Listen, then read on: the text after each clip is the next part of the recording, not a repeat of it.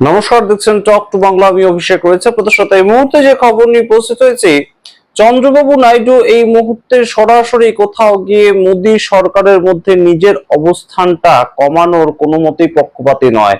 তার কারণ আপনারা জানেন ইতিমধ্যেই যে এনসিপিআই সেই নতুন পার্টির সংযোজনের ফলে কিন্তু মোদী সরকারে চন্দ্রবাবু নাইডু এবং নীতিশ কুমার এই দুটো দল যে একদম প্রধান শরিক হিসেবে ছিল গত 2 বছরের বেশি সময় ধরে, সেই জায়গাটা কিন্তু কোথাও গিয়ে খণ্ডিত হচ্ছিল। এবং সেখান থেকেই এই মুহূর্তে চন্দ্রবাবু নাইডুর যা বয়ান এসেছে, একদম ইকোনমিক টাইমস কে দেয়া সাক্ষাৎকারে চন্দ্রবাবু নাইডু যা জানিয়েছেন, সেটা কিন্তু অবশ্যই মোদী সরকারকে বেশ খানিকটা একদম চোখে আঙ্গুল দিয়ে দেখিয়ে দেওয়া যে মোদী সরকার যেন শরিক দলের কথাটা ভুলে না যায় এই মুহূর্তে। এবং ডিলিমিটেশন বিল যে আসবেই সেটা আপনারা জানেন, এবং ডিলিমিটেশন বিলটা আনার জন্য এবং সেটাকে পাশ করানোর জন্যই কিন্তু এইভাবে উঠে পড়ে সংসদে একদম সাংসদ ভাঙানোর যে খেলাটা, সেটাই মত্ত হয়েছে ভারতীয় জনতা পার্টি। এবং এই মুহূর্তে আমরা দেখতে পেয়েছি ভূপেন্দ্র যাদবের বাড়িতে প্রথমে বৈঠক হলো, তার পরবর্তীতে সংসদের একদম যে দল, সেই দল ভেঙে গেল। এবং সেই দল ভেঙে শোনা যাচ্ছে, যা তারা দাবি করেছেন, যে 20 জনের একটা গ্রুপ, তারা এনসিপিআই ত্রিপুরার একটি সংগঠন, ত্রিপুরার একটি পার্টি, যাদের সঙ্গে যুক্ত হয়ে এই মুহূর্তে এনডিএর মূল প্রধান শরিক দল হিসেবে তাদের উত্থান ঘটেছে। তিনি একদম সাক্ষাৎকারে প্রথমে যেটা শীর্ষক দেখুন লেখা আছে, delimitation bill to return with 50% seat increase clause said Naidu. অর্থাৎ একদম সরাসরি যে জায়গাটা প্রাথমিকভাবে বিরোধীরা বলেছিল যে ডিলিমিটেশন বিল যদি আসে তাতে কারোর কোনো অসুবিধা নেই, কিন্তু অসুবিধা অন্য জায়গায়। অসুবিধা হচ্ছে যে প্রত্যেকটা রাজ্যের একই পরিমাণ সিট সংখ্যা বাড়াতে হবে। আপনাদের মনে থাকবে নিশ্চয়ই যে ডিএমকে প্রধান এবং প্রাক্তন তামিলনাড়ুর মুখ্যমন্ত্রী এম কে স্ট্যালিন, তিনি ডিলিমিটেশন বিলটাকে একদম লাইটার জ্বালিয়ে পুড়িয়ে দিয়েছিলেন। এবং সেখানে তার বক্তব্য ছিল এটাই, যে প্রতিটা রাজ্যের যতগুলো করে আসন এই মুহূর্তে রয়েছে, লোকসভা আসন, পশ্চিমবঙ্গের ক্ষেত্রে যেমন 42টা, তার 50% বাড়বে। ঠিক তেমন ভাবেই আমরা যদি উত্তরপ্রদেশের 80টা সিট দেখতে পাই, তাহলে 80টার 50% মানে 40টা আরো আসন বাড়বে, তাহলে কারো কোনো অসুবিধা নেই। এবং প্রত্যেকটা রাজ্যে যতগুলো আছে তার 50% করে যদি বাড়ে, কারোর কোনো অসুবিধা নেই।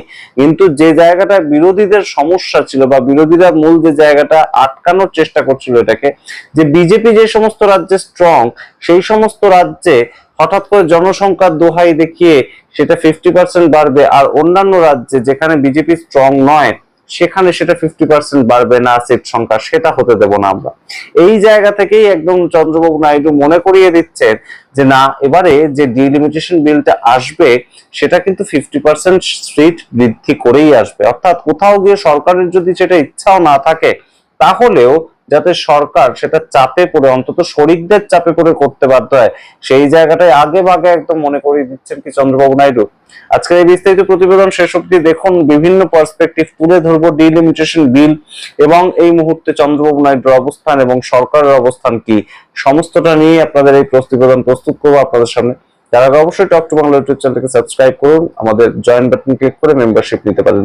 আপনাদের জানাই এই মুহূর্তে যে ডিলিমিটেশন বিল সেই সংক্রান্ত একটা ইন্টারভিউ দিয়েছেন Chandrababu Naidu recently economic times কে, এবং তিনি বলছেন যে ডিলিমিটেশন বিল যখন আসবে পরবর্তীতে মনসুন সেশনে, সেই ক্ষেত্রে কিন্তু অবশ্যই 50% সিট বৃদ্ধি, এবং সেটাকে নিয়েই কিন্তু একদম সরাসরি ডিলিমিটেশন বিলটা সংসদে আসবে। কিন্তু আপনাদের মনে থাকবে নিশ্চয়ই গতবার যখন এপ্রিল মাসে 3 দিনের জন্য একটা স্পেশাল অধিবেশন ডাকা হলো পশ্চিমবঙ্গ ভোটের ঠিক আগে, সেই সময় যে ডিলিমিটেশন বিলটা এসেছিল সংসদে, সেই ডিলিমিটেশন বিলের মধ্যে কিন্তু কোনো জায়গাতেই 50% seat increase in the every state সেই কথাটা লেখা ছিল না।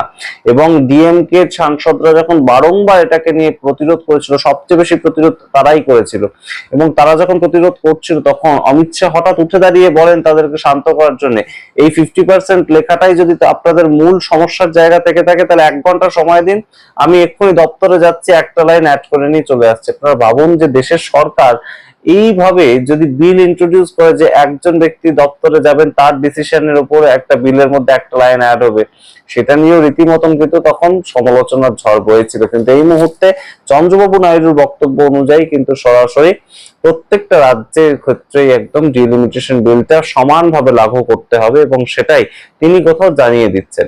তিনি বলছেন, the intention of the government was absolutely clear from the beginning. অর্থাৎ ভারতবর্ষের যে সরকার, তাদের ইন্টেনশন, এই ডিলিমিটেশন বিলের জন্য তাদের ইন্টেনশনটা প্রথম থেকে একদম ক্লিয়ার ছিল।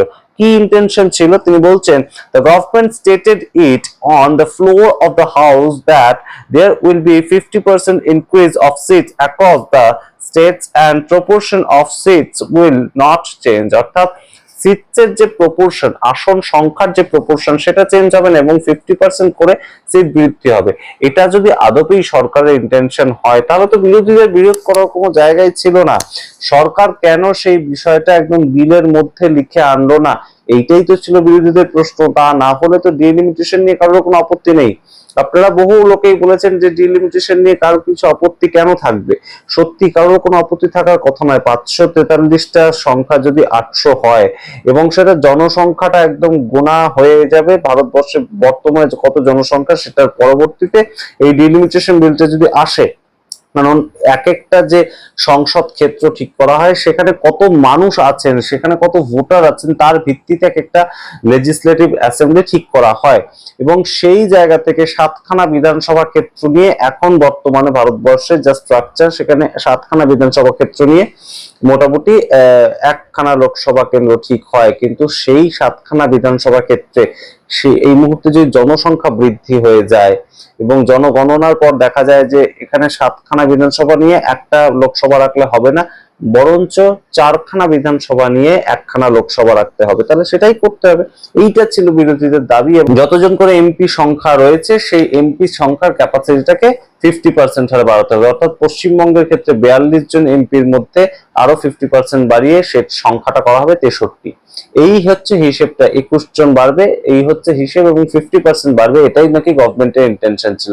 তাহলে গভর্নমেন্ট সেটা একদম প্রথম থেকে ইন্ট্রোডিউস করছে না কেন? এই বক্তব্য যখন উঠছে, তখন চন্দ্রবাবু নাইডু আরো গুরুত্বপূর্ণ বক্তব্যটা রেখে দিয়েছেন। তিনি বলছেন যে আমি 2001 সালে যখন ডিলিমিটেশন বিল আনতে চেয়েছিলেন তৎকালীন প্রধানমন্ত্রী অটল বিহারী বাজপেয়ী, আমি তাকে তখন আটকে ছিলাম এবং 2026 পর্যন্ত আমি সেই বিষয়টাকে আটকে রেখেছি। তবে তখনকার পরিস্থিতি আর এখনকার পরিস্থিতি অবশ্যই আলাদা। অর্থাৎ তিনি কোথাও মনে করিয়ে দিচ্ছেন 2001 সালের কথা, যে তখনও তিনি বিজেপির সঙ্গে ছিলেন। অর্থাৎ বিজেপির সঙ্গটা তার এই মুহূর্তে যেন বিজেপির মধ্যে একটা এই ধরনের মানসিকতা তৈরি না হয় যে চন্দ্রবাবু নাইডুর এখন আর কোনো দাম নেই। সেরকম কি কোনো ইন্টেনশন দিয়ে, সেরকম কি কোনো ইঙ্গিত দিয়ে এই চন্দ্রবাবু নাইডু বলতে চাইলেন যে আমরা তোমাদের বহু পুরনো বৈশাখী, তোমাদের বহু পুরনো শরিক?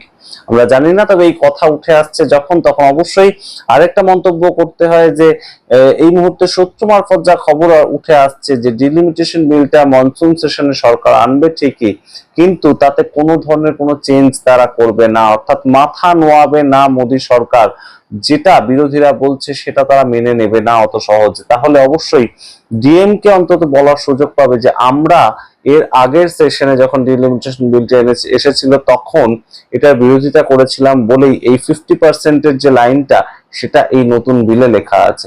তেমন কিচ্ছু চেঞ্জ হবে না, তেমনই কিন্তু খবর উঠে আসছে সূত্র মারফত। বিজেপি এবং এনডিএর মধ্যে তেমনই আলোচনা হয়েছে, এবং তাই জন্যই কোথাও গিয়ে সাউথ ইন্ডিয়ার পলিটিক্সটা যাতে সম্পূর্ণ ব্যর্থ না হয়ে যায়। চন্দ্রবাবু নাইডু আলটিমেট সাউথ ইন্ডিয়ার পলিটিক্স করেই উঠে আসা একজন মানুষ, এবং তাকে তার নিজের রাজ্যে পলিটিক্সটা করতে হবে, তাকে তার নিজের রাজ্যে নিজের স্ট্যান্ড পয়েন্টটা বজায় রাখতে হবে।